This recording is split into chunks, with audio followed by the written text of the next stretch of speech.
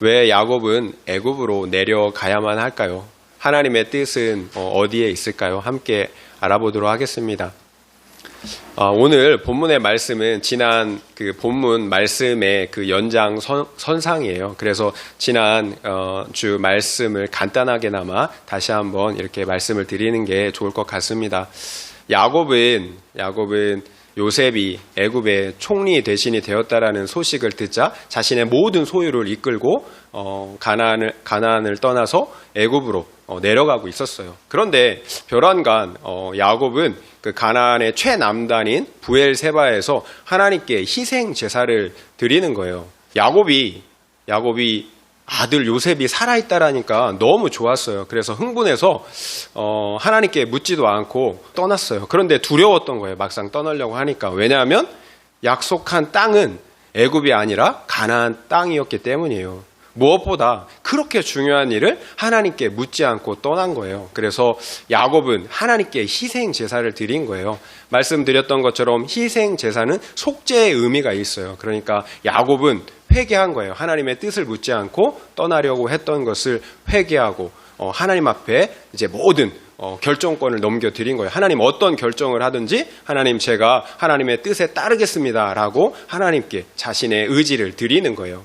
감사하게도 하나님은 그런 야곱의 회개를 받으셨어요. 그래서 오셔서 가나안을 떠나서 애굽으로 내려가는 것을 두려워하지 말라라고 말씀하셨다라는 거예요. 우리가 배울 수 있었던 교훈은 범사의 모든 일에 하나님의 뜻을 구해야 한다라는 거예요. 그러므로 하나님을 인정해야 한다라는 것이었어요. 비록 늦었을지라도 괜찮아요. 회개하고 돌이키면 된다라는 거예요. 반드시 하나님의 뜻을 구해야 한다라는 것입니다. 내 생각과 다를지라도 또 내가 원하는 것과 다를지라도 하나님의 뜻을 구하고 순종을 해야 합니다. 왜냐하면 그 순종의 자리에 생명이 있고 구원이 있기 때문에 그래요. 나의 구원을 이루고 그리고 가족 구원, 다른 영혼들의 구원을 이루는 것, 대단한 것을 하는 데에 달려있지 않다라는 거예요. 하나님의 말씀을 믿고 순종하는 것에 달려있다라는 거예요. 가장 핵심적인 이 한 가지를 우리가 잊은 채 나의 열심을 내고 또 수고한다고 되지 않는다라는 거예요. 사탄이 아담과 하와를 속였던 그 방법을 우리는 잊지 말아야 돼요. 말씀을 교묘하게 변개시켜서 합리화하도록 했다라는 거예요. 우리가 원하는 대로, 그들이 원하는 대로 해석할 수 있도록 해 주었다라는 거예요. 그런데 어떻게 됐어요? 하나님의 그 말씀을 불순종한 결과 얼마나 치명적이었는지 우리가 알고 있잖아요. 모든 인류가 죄와 사망 가운데 놓이게 되었다라는 거예요. 결국 하나님의 뜻을 구하고 하나님의 뜻대로 말씀대로 사는 것이 그렇게 중요하다는 거예요. 우리의 생명과 구원이 달린 문제라는 거예요. 나뿐만 아니라 나의 가족 그리고 내가 기도하고 또 섬기는 그 사람들의 구원이 달려 있다라는 거예요. 오늘은 왜 그렇다면 야곱이 가나안, 약속의 땅 가나안을 떠나서 애굽으로 내려가야 하는지 그 이유를 함께 살펴보도록 하겠습니다. 사실은 이스라엘 후손이 약속의 땅을 떠나서 애굽으로 내려가는 것은 이미 창세기, 그 앞에 창세기 15장에 기록이 되어 있어요. 하나님께서 아브라함에게 너의 자손들이 애굽으로 내려가 살 것을 미리 말씀해 주셨다라는 거예요. 결국 야곱이 가나안을 떠나는 것은 하나님의 말씀의 성취라는 거예요. 여기에서 우리가 알 수 있는 한 가지 사실은 하나님의 뜻은 아무리 아리송할지라도 하나님의 그 성경 말씀 안에 다 기록이 되어 있다라는 거예요. 결국 우리 믿음의 문제인 거예요. 정말 우리가 하나님의 말씀을 순종하려는 마음만 있다면 성경 말씀을 부지런히 읽고 묵상해서 그 뜻을 찾아내게 된다라는 거예요. 우리가 말씀 큐티를 해도 은혜를 받지 못할 때가 많이 있어요. 왜 그럴까요? 성경 본문이 어려워서 그럴까요? 맞아요. 특별히 더 어려운 본문들이 있어요. 그러나 우리가 은혜를 받지 못하는 더 본질적인 이유는 우리가 믿음이 없기 때문에 그래요. 말씀을 대하는 태도가 믿음 없는 태도로 그 말씀을 바라본다라는 거예요. 기대가 없이, 믿음 없이 바라보면 발견할 수가 없어요. 은혜를 받을 수가 없어요. 결국 우리 안에 하나님의 뜻대로 순종하려는 그 마음이 있다면 하나님의 뜻을 아는 것 어렵지 않다라는 거예요. 저를 봐도 그래요. 아무리 쉬운 본문도 기대하지 않고 보면 별로 은혜가 되지 않더라고요. 하나님의 뜻이 무엇인지 알지 못하겠더라고요. 그러나 아무리 어려운 본문일지라도 믿음을 가지고 기대를 하고 계속해서 읽고 또 읽고 묵상하다 보니까 하나님의 뜻이 무엇인지 알겠더라고요. 성경 말씀을 통해서 말씀하시는 하나님의 음성을 듣게 된다라는 거예요. 그래요. 만약 우리가 하나님의 말씀대로 하나님의 뜻대로 순종할 마음만 있다면 하나님은 결코 우리에게 침묵하시지 않는다라는 거예요. 어떤 방법을 통해서라도 우리에게 말씀해 주신다라는 거예요. 결국 말씀을 대하는 우리의 태도, 우리의 믿음이 문제라는 거예요. 본래 우리가 하나님의 뜻대로 순종하려는 마음이 있느냐라는 거예요. 하나님을 경외한다라는 것은 하나님의 말씀에 대한 우리의 태도에 다 드러나게 돼 있어요.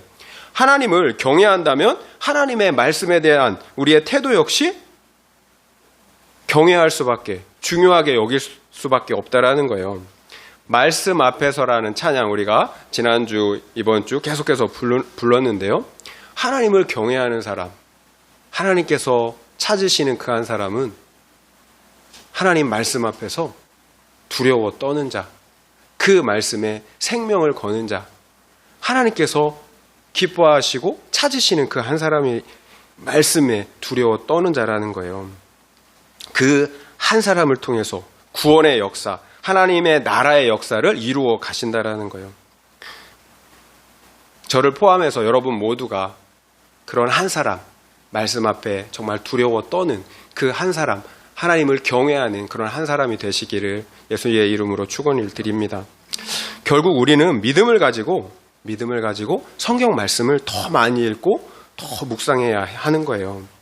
그래서 성경 말씀 안에서 말씀하시는 하나님의 음성을, 하나님의 뜻을 듣고 찾아야 한다라는 것입니다. 하나님의 사람은 말씀의 사람이기 때문에 그래요. 그렇다면 하나님께서 과거 아브라함에게 뭐라고 말씀하셨는지 구체적으로 그 말씀을 들어볼게요. 우리가 본문도 읽었지만 창세기 15장 13절에서 14절 말씀인데 한번 찾아서 읽어보도록 하겠습니다. 창세기 15장 13절부터 14절입니다.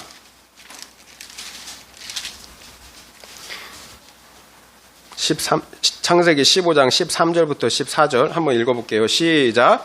여호와께서 아브라함에게 이르시되 너는 반드시 알라. 내 자손이 이방에서 객이 되어 그들을 섬기겠고 그들은 400년 동안 내 자손을 괴롭히리니. 14절까지 한번 읽어볼까요? 14절. 그들이 섬기는 나라를 내가 징벌할지며 그 후에 내 자손이 큰 재물을 이끌고 나오리라. 아멘. 이것이 아브라함에게 말씀하신 내용이었어요. 하나님은 너는 반드시 알라라고 말씀하세요. 무엇을 알아야 할까요? 내 자손 이스라엘이 애굽에서 객이 되어서 애굽 사람들을 섬긴대요. 그래서 그 이방 애굽 사람들이 400년 동안 내 자손 이스라엘을 괴롭게 할 것이라고 말씀하고 있어요. 그러니까 애굽으로 내려가는 것은 이스라엘로 잘 먹고 잘 살게 하기 위함이 아니라는 거예요. 종이 되어서 애굽 사람들을 섬기게 하려 하는 거라는 거예요. 심지어 애굽 사람들이 400년 동안이나 이스라엘을 괴롭게 할 것이라고 말씀하고 있어요. 이것이 이스라엘이 애굽으로 내려가야 하는 이유예요. 여러분 정말 의아하죠. 신명기 4장 20장을 보면요, 여호와께서 이렇게 말씀하세요. 이스라엘 너희를 쇠 풀무불 곧 애굽에서 인도하여 내셨다라고 이렇게 기록하고 있다라는 거예요. 애굽은 쇠 풀무불이에요. 하나님께서 야곱과 그 가족들을 그 쇠 풀무불로 들어가게 하셨다라는 거예요. 이해할 수가 없어요. 쇠 풀무불 여러분 아시죠? 쇠 풀무불 수백 수천도의 불이에요. 그곳에 들어가면 모든 게 다 녹아버려요. 그런 혹독한 풀무불 속으로 이스라엘 가족을 들어가게 하셨다라는 거예요. 그게 하나님의 뜻이었다라는 거예요. 그곳에서 애굽 사람들을 섬기는 종이 되게 하셨다라는 거예요. 이해할 수가 없어요. 정말 좋으신 하나님이 맞는가? 이런 의문이 생긴다라는 거예요. 우리를 고난 가운데 던져두시고 마치 우리의 고통을 즐기시려는 그런 하나님처럼 여겨진다라는 거예요. 사실 애굽은 우리의 구원을 이루는 데 있어 매우 위험한 장소예요. 애굽은 하나님을 배반하고 타락한 이 세상을 의미한다라는 거예요. 이 세상이 우리를 공격하고 넘어뜨리는 두 가지 공격 무기가 있는데요. 하나는 세상 향락과 풍요로움과 같은 세상 유혹들이에요. 또 다른 하나는 정반대의 것인데요. 학대와 환난과 같은 고난의 무기들이에요. 그러니까 이 세상은 우리의 믿음의 사람들을 세상 향락과 풍요로운 물질로 유혹하기도 하고요. 또 때로는 학대와 박해와 같은 고난을 통해서 우리의 믿음을 무너뜨리게 하기도 한다는 거예요. 정반대죠. 사탕을 주기도 하고 또 채찍을 들기도 한다는 거예요. 그러므로 하나님을 떠나게 하게 한다는 거예요. 결국 이 세상 애굽은 그것이 무엇이든지 우리의 믿음을 무너뜨리려는 위험한 장소라는 거예요. 그런데 아이러니하게도 하나님께서는 그런 위험한 장소에 이스라엘을 두셨다라는 거예요. 들어가게 하셨다라는 거예요. 왜 그러셨을까요? 잠언 17장 3절 말씀을 여러분에게 읽어드릴게요. 도가니는 은을, 풀무는 금을 연단하거니와 여호와는 마음을 연단하시느니라. 도가니는 은을, 풀무는 금을 연단한대요. 그런데 여호와 하나님은 우리의 마음을 연단하신다라는 거예요. 도가니와 풀무는 은과 금과 같은 금속을 재련하는 그런 그릇과 도구들이에요. 그 도가니 안과 풀무불은 수천 도에 달해요. 그 수천 도에 달하는 불이 은과 금에 섞여 있는 불순물들, 찌꺼기들을 완전히 태워버린다라는 거예요. 그 결과 우리는 100%의 은과 순금을 얻을 수 있다라는 거예요. 이것이 하나님께서 우리의 마음을 연단하는 방법이고 이유라는 거예요. 이것이 하나님께서 이스라엘을 풀무불 애굽으로 들어가게 하신 이유라는 거예요. 연단, 정금을 얻기 위해서. 그러니까 하나님은 그 수천 도의 불고난 속에서 우리 마음에 있는 죄악의 불순물들 그리고 불신앙의 불순물들을 제거하시기를 원하신다라는 거예요. 그렇다면 하나님은 왜 그렇게 우리의 마음에 연연해 하시는 걸까요? 왜 우리의 마음에 그토록 관심을 가지는 걸까요? 잠언 4장 23절 말씀을 여러분에게 읽어드리겠습니다. 모든 지킬 만한 것 중에 더욱 내 마음을 지키라. 생명의 근원이 이에서 남이니라. 왜 마음에 그렇게 집착할까요? 생명이 마음에서 나기 때문에 그래요. 마음을 지키면 생명을 얻는 거예요. 하지만 마음을 잃어버리면 생명을 잃어버린다라는 거예요. 그래서 하나님께서는 우리의 마음에 그렇게 집착하시는 거예요. 모든 질병에는 근원적인 병이 있고 그 병에 따른 증상들이 있어요. 예를 들어 폐암 같은 경우에는 피 섞인 가래나 호흡곤란 그리고 통증, 흉부 통증과 같은 그런 증상들이 나타날 수 있다고 해요. 그렇다면 이와 같은 증상들을 치료하기 위해서는 어떻게 해야 할까요? 근원적인 폐에 있는 암을 제거해야 하는 거예요. 증상들에 매달려봤자 근원적인 치료를 할 수가 없다라는 거예요. 만약 증상들에만 계속해서 매달린다면 어떻게 될까요? 결국 죽게 되겠죠, 암으로. 우리 인간들의 문제도 마찬가지라는 거예요. 우리 안에 있는 문제들, 수많은 문제들이 있잖아요. 불만족의 문제, 분노, 미움, 불안, 우울의 문제, 전쟁, 그래서 전쟁하고 다툼의 문제, 불평등의 문제, 이 수많은 문제들이 있다라는 거예요. 그러나 이러한 문제들은 단지 본질적인 문제가 아니라 증상들이라는 거예요. 증상들. 이런 증상들을 일으키는 본질적인 문제의 근원은 우리 마음에 있다라는 거예요. 바로 죄라는 거예요. 죄. 결국 본질적인 죄의 문제가 해결되지 않는다면 우리의 인생의 문제, 이런 증상들의 문제는 결코 해결될 수 없다라는 거예요. 참고로 세상 심리학과 학문들은 이런 현상들 그리고 증상들에 대해서만 관심을 갖고 초점을 맞추고 있다라는 거예요. 그래서 분명 도움은 돼요. 우리 인생을 사는데 세상의 심리학과 학문들이 도움은 된다라는 거예요. 그러나 근본적인 치료는 할 수가 없다라는 거예요. 본질적인 구원의 자유에 이르게 할 수는 없다라는 거예요.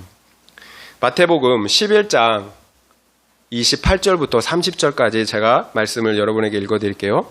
수고하고 무거운 짐진 자들아 다 내게로 오라. 내가 너희를 쉬게 하리라. 나는 마음이 온유하고 겸손하니 나의 멍에를 메고 내게 배우라.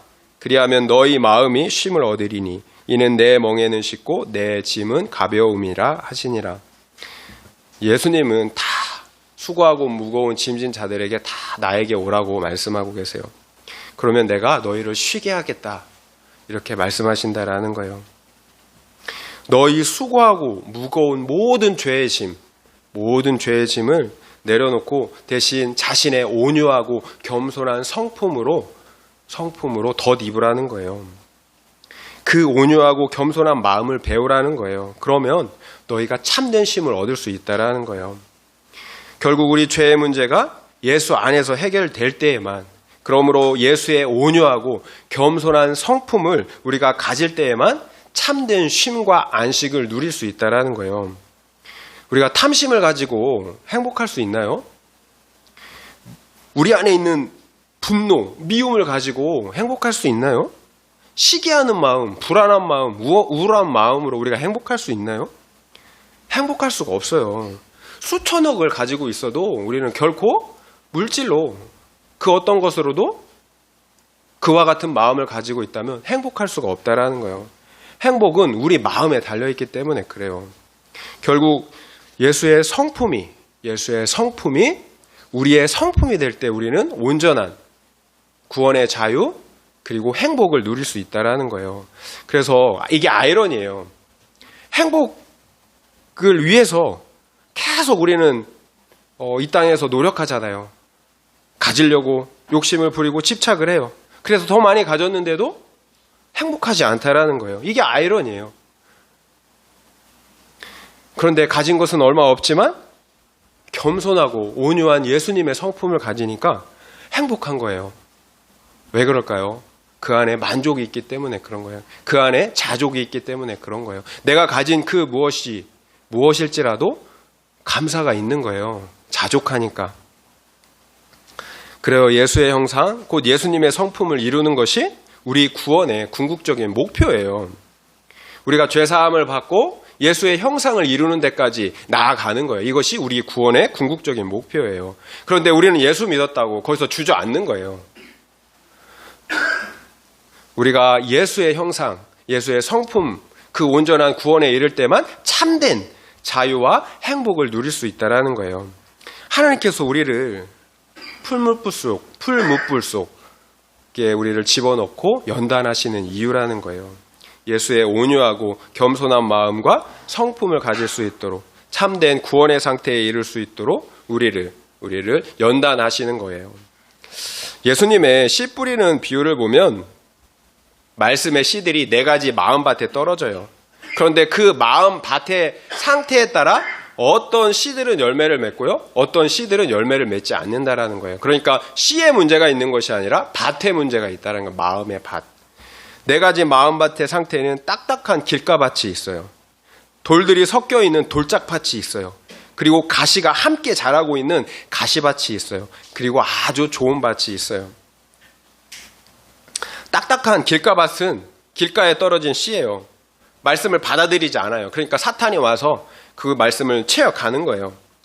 그리고 돌짝밭은 잠깐은 기쁨으로 그 말씀을 받아요. 싹이 나는 거예요. 그런데 말씀으로 인한 환란이 일어나면 곧바로 넘어진다라는 거예요.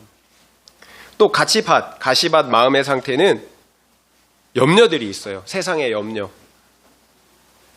이게 싹이 났는데 가시에 눌려서 이 싹이 자라서 열매를 맺지 못하는 거예요. 가시에 눌려서 세상 염려에 눌려갖고, 그리고 세상 유혹, 물질의 유혹 눌려서 걱정하는 거예요. 탐심 때문에, 염려 때문에 이 열매를 맺지 못하는 거예요. 마지막으로 좋은 마음의 밭은 인내로 결실하여서 많은 열매를 맺는 마음이에요. 사람들이에요. 참고로 열매를 맺는다라는 것은 하나님의 말씀을 믿고 인내함으로 순종하는 것을 말해요. 열매를 맺는다라는 건 대단한 게 아니에요. 앞에서도 말씀드렸듯이 하나님의 말씀을 인내함으로 순종하는 것. 이것이 바로 열매를 맺는 거예요. 결국 말씀의 문제가 아닌 거예요. 우리 마음의 밭의 문제인 거예요. 좋은 마음 밭이 되어야 열매를 맺을 수 있다는 거예요. 하나님께서 우리의 마음을 그래서 기경하고 연단하신다는 거예요. 좋은 마음의 밭으로. 딱딱한 길가밭을, 돌이 잔뜩한 그 밭을, 가시가 가득한 그 밭을 하나님이 연단하시는 거예요. 기경하시는 거예요. 딱딱한 밭을 읽어야 되는 거예요. 돌을 버려야 되는 거예요. 가시덤불을, 풀들을 다 뽑아내야 되는 거예요. 그래서 하나님은 우리 마음을 그렇게 기경하시고 연단하신다라는 거예요. 제가 알곡과 쭉정이 비유를 가끔 말씀을 드리는데요. 풀무불에 들어가면 알곡과 쭉정이들이 확연하게 나누어지고 분별이 되는 거예요. 세상 환란에 그 바람이 불 때 쭉정이 신자들은 세상으로 다 날아가요. 그런데 알곡 신자들은 다 남는다라는 거예요. 쭉정이 신자들은 다 태워져요, 불에. 그 극심한 불을 견디지 못하고 다 태워진다라는 거예요.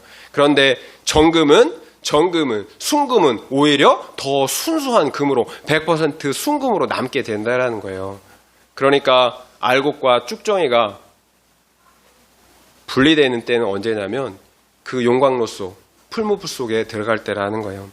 결국 이 세상은 택함받지 못한 사람들에게는 분명한 멸망의 장소가 맞아요. 그러나 택함받은 우리 이스라엘에게만큼은 회개를 통해 거룩과 구원을 이뤄가는 구원의 장소라는 거예요. 연단의 장소, 구원의 장소라는 거예요.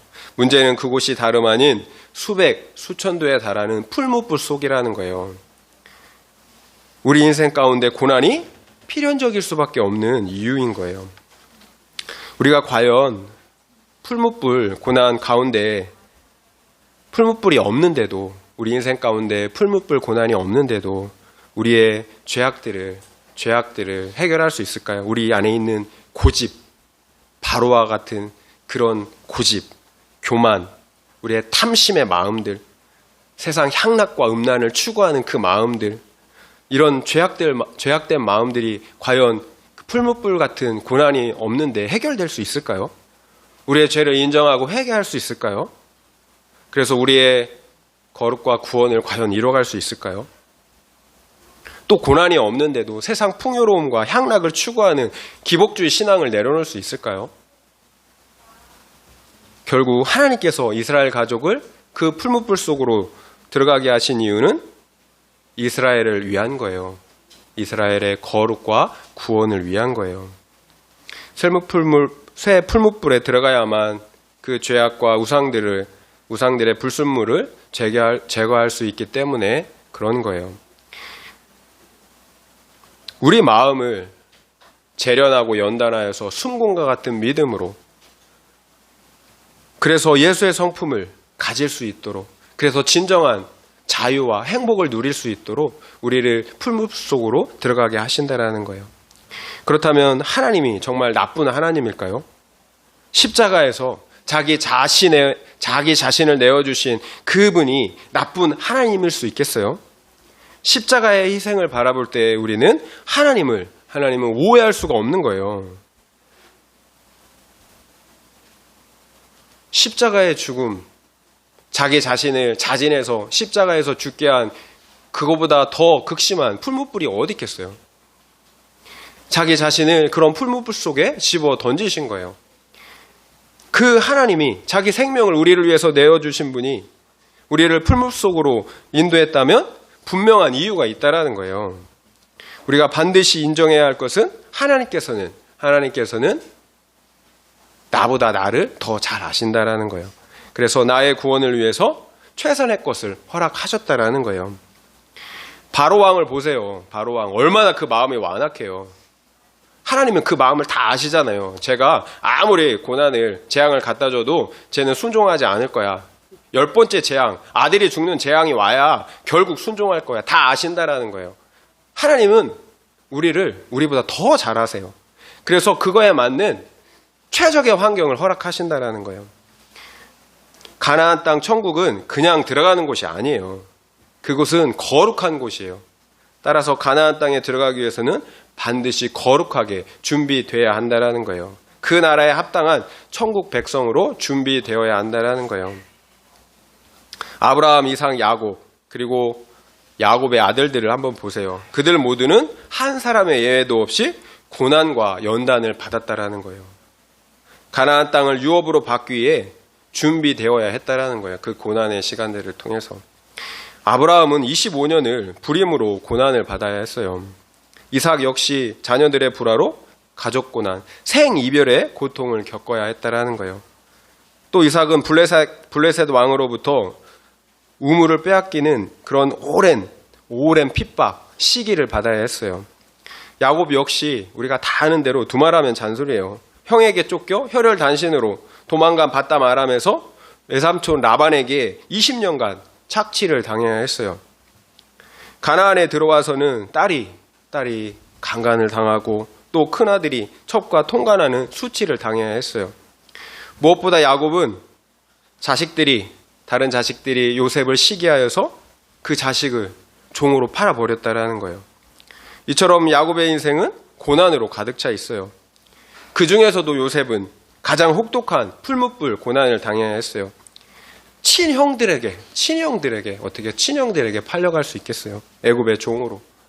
또 억울하게 감옥에서 죄수로 13년간 종으로 13년간 풀무불 고난을 당해야 했다라는 거예요. 이렇게 언약을 받은 믿음의 사람들은 한 사람도 예외가 없어요. 연단을 받았다라는 거예요. 수많은 고난과 시련을 통해서 거룩한 천국 백성으로 준비되어야 했다라는 것입니다. 이것이 부르심을 받은 언약 백성들, 이스라엘의 삶이었어요. 우리 언약의 후손들 역시 마찬가지라는 거예요. 애굽이라는 풀무불 속으로 들어가서 거룩한 천국 백성으로 준비되어야 한다라는 것입니다. 그렇다고 우리 이스라엘의 죄가, 우리의 죄가 다른 애굽 사람들의 죄보다 더 많다라는 게 아니에요. 어떻게 이스라엘의 죄가 애굽 사람들보다 더 많을 수 있겠어요? 어떻게 우리 믿는 사람들의 죄가 세상 사람들의 죄보다 더 클 수가 있겠어요? 그렇다면 왜 이스라엘에게 고난을 주실까요? 애굽 사람들은 택한 백성이 아니기 때문이에요.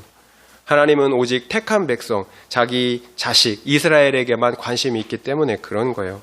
세상 애굽은 당장 고난이 없는 것 같지만 영원한 형벌이 있다라는 거예요. 지금 당장은 고난이 없는 것 같지만 영원한 형벌이 있다라는 거예요. 이 사실을 우리가 잊지 말아야 하는 거예요. 일시적인 형통을 부러워해서는 안 된다라는 거예요.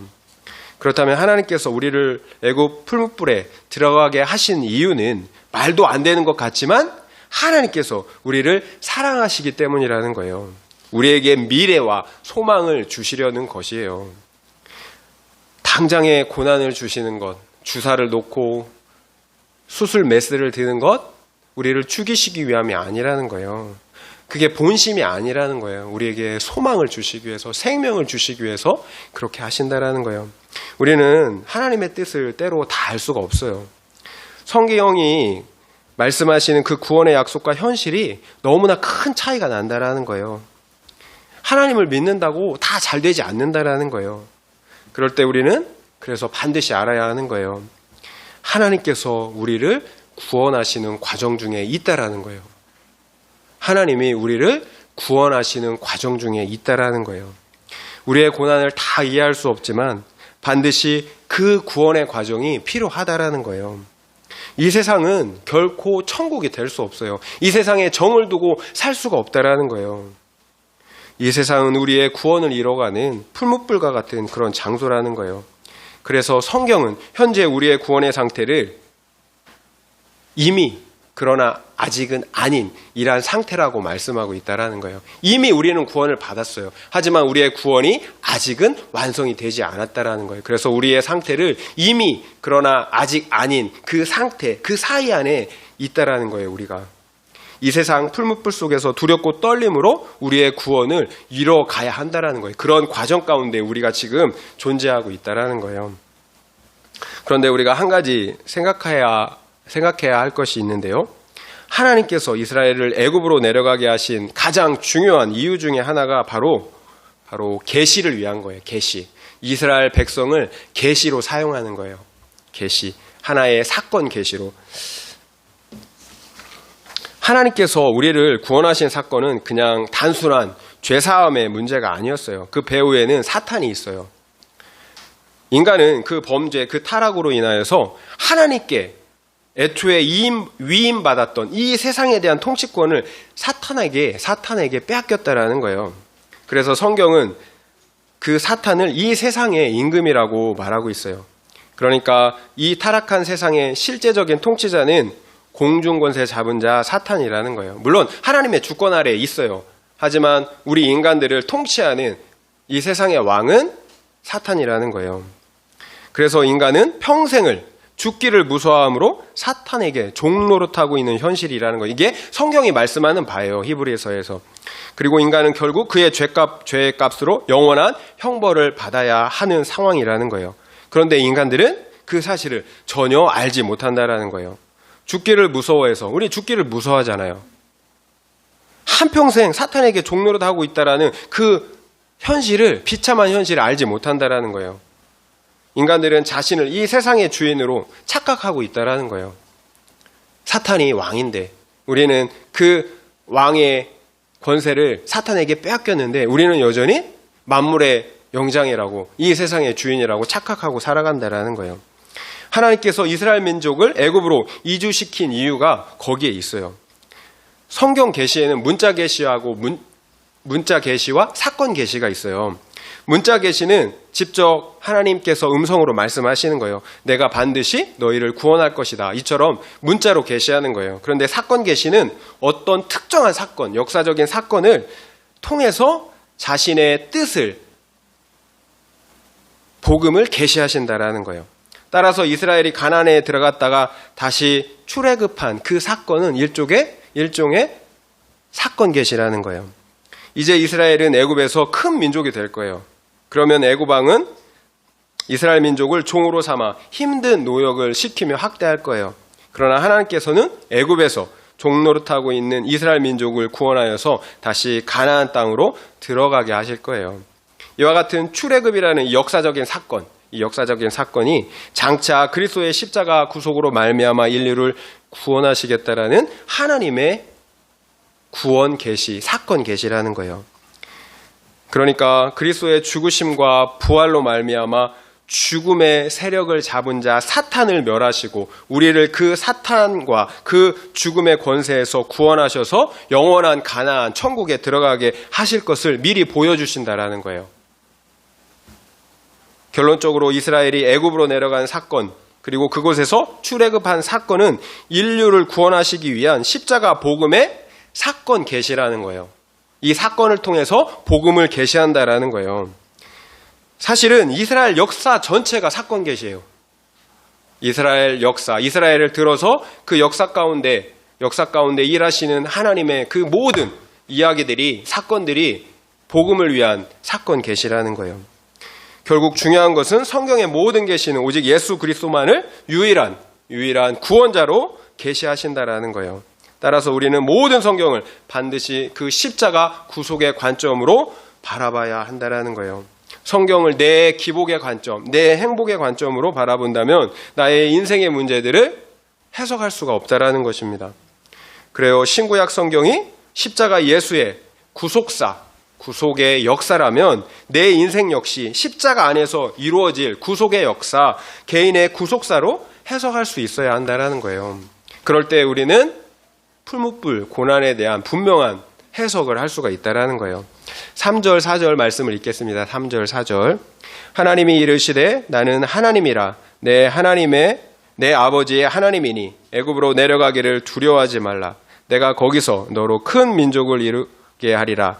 내가 너와 함께 애굽으로 내려가겠고 반드시 너를 인도하여 다시 올라올 것이며 요셉이 그의 손으로 내 눈을 감기리라 하셨더라. 우리가 비록 풀무불 세상 애굽으로 내려갈지라도 두려워하지 않을 이유, 분명한 이유가 두 가지가 함께 읽은 말씀에서 드러나고 있어요. 첫 번째는 우리에게 100% 확실한 하나님의 언약의 말씀이 있다는 거예요. 하나님은 야곱에게 내가 거기서 너로 큰 민족을 이루겠다라고 말씀하고 계세요.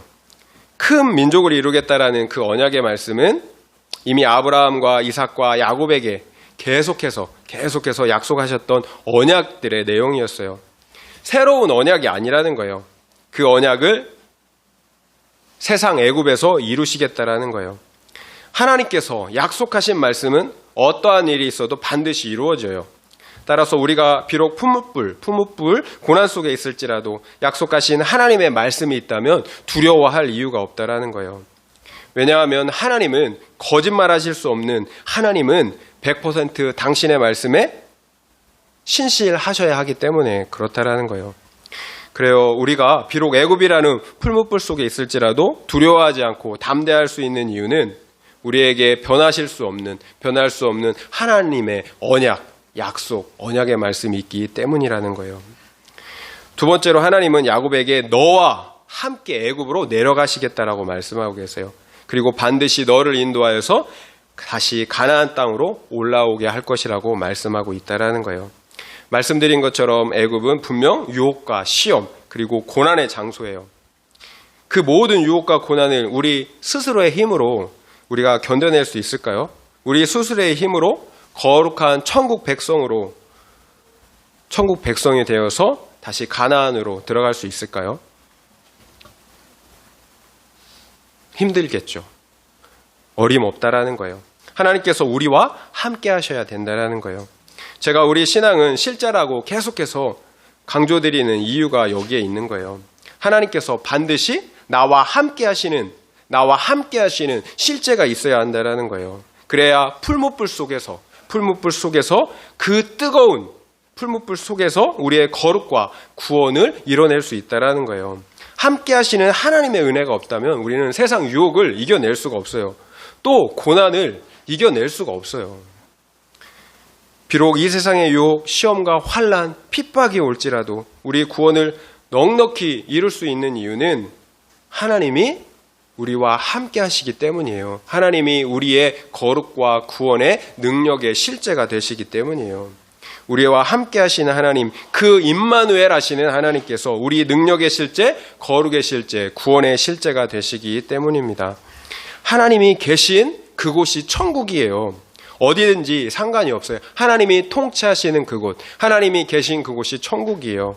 비록 애굽이 풀무불 속이지만 천국이 될 수 있는 거예요. 그래서 담대하게 그 애굽으로 내려갈 수 있다라는 거예요. 하나님께서 함께 하시기 때문에. 우리가 아무리 힘든 상황, 암울한 현실 가운데 있을지라도 하나님이 함께 하신다면 넉넉히 이겨낼 수 있다라는 거예요. 나와 함께 하시는 하나님이 이미 임한 천국을 누리게 하시기 때문이에요. 그 천국의 실제가 없다면 우리는 결코 세상 유혹, 고난을 이겨낼 수가 없어요. 이미 임한 천국의 실제를 누릴 때 우리는 영원하고 완전한 그 천국을 사모하고 소망할 수 있다는 것이에요. 그러나 우리가 비록 좋은 차, 좋은 집, 좋은 직장과 같이 아무리 좋은 환경에 있을지라도 하나님께서 함께 하시지 않는다면 그 자체가 지옥이에요.